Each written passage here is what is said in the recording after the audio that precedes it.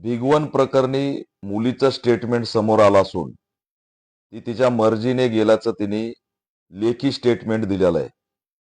त्याच्यामुळे आमदार गोपीचंद पडळकर आणि संग्राम जगताप हे ऐन शिवजयंतीच्या वातावरणात दंगलीचं षडयंत्र करत होते का, असा प्रश्न या ठिकाणी निर्माण झाला आहे.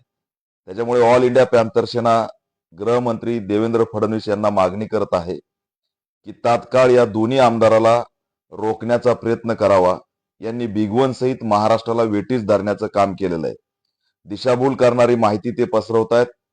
कोणत्याही प्रकारचा लव जिहाद नसताना त्या ठिकाणी लव जिहादचं वातावरण पिरून समाज घटकांचे माते भडकवण्याचा प्रयत्न त्यांनी केलेला आहे.